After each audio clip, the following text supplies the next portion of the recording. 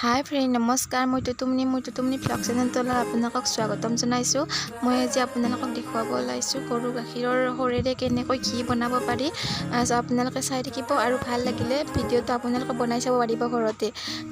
আৰু এনেকৈ মই গাখীৰৰ সৰ ল'লোঁ আৰু তাত দুটুকুৰামান আইচৰ টুকুৰা দি ঠাণ্ডা পানী ল'লোঁ। তাৰ যিখিনি তাৰমানে আমাক ঘিৰ কাৰণে দৰকাৰ হ'ব সৰ, সেইখিনি ঠাণ্ডা পানী দিলে বা আইচৰ টুকুৰা দিলে ধুনীয়াকৈ ওপৰত উঠি আহে।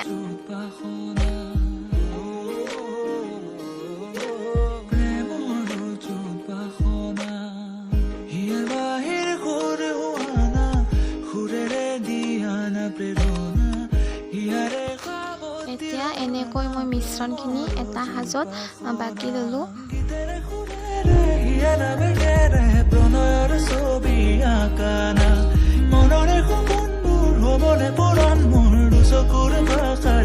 এতিয়া মই আমাক যিখিনি ঘিৰ কাৰণে আমাৰ দৰকাৰ হ'ব সেইখিনি মই ধুনীয়াকৈ হাতেৰে চেকি থলোঁ আৰু কেৰাহীটো গেছত বহাই দিলোঁ। তাতে মই এতিয়া হাই ফ্লেমত উতলাব দিব লাগিব মিশ্ৰণখিনি। আপোনালোকে চাই থাকিব কেনেকুৱা লাগে, আৰু যদি আপোনালোকৰ ভাল লাগে তেতিয়া আপোনালোকে ঘৰতে ট্ৰাই কৰি চাব পাৰিব। ঘৰত বনোৱা বহুত সোৱাদ হয়, বহুত ভাল লাগে। চ' আপোনালোকে বনাই খাব পাৰিব। আপোনালোকে এইখিনি 10 মিনিটমান এনেকৈ কেৰাহী এটাত উতলাব দিব।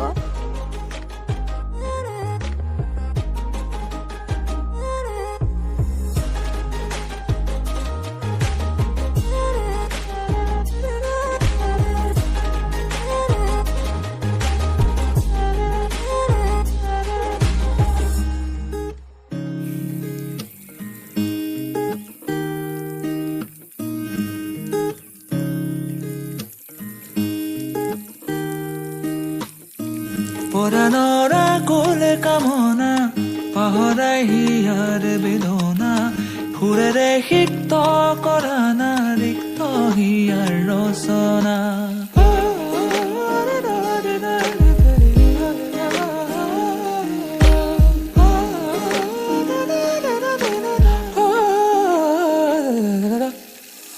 পৰানৰা কোলে কামনা পাহৰাই হিয়াৰ বেদনা সুৰেৰে সিক্ত কৰা না ৰিক্ত হিয়াৰ ৰচনা।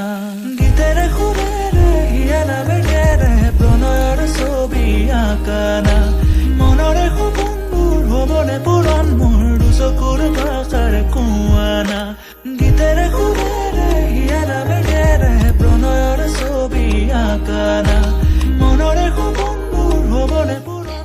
10 মিনিটমান উতলা হোৱাৰ পাছত এইখিনি এনেকুৱা হয়, আৰু এনেকুৱা হোৱাৰ পাছত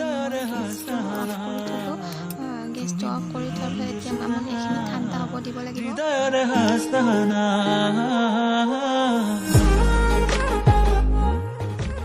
এনেকৈ ঠাণ্ডা হোৱাৰ পাছত মই এটা কাঁচৰ সাজত এনেকৈ থৈ দিলোঁ ঘিখিনি।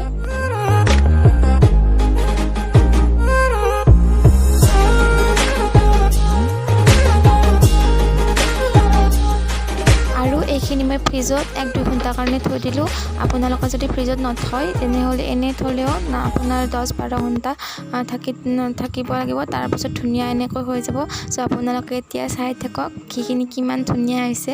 আপোনালোকে এবাৰ ট্ৰাই কৰি চাব, আৰু যদি ভিডিঅ'টো ভাল লাগিছে লাইক কৰিব, কমেণ্ট কৰিব, ছাবস্ক্ৰাইব কৰিব নাপাহৰিব। ধন্যবাদ।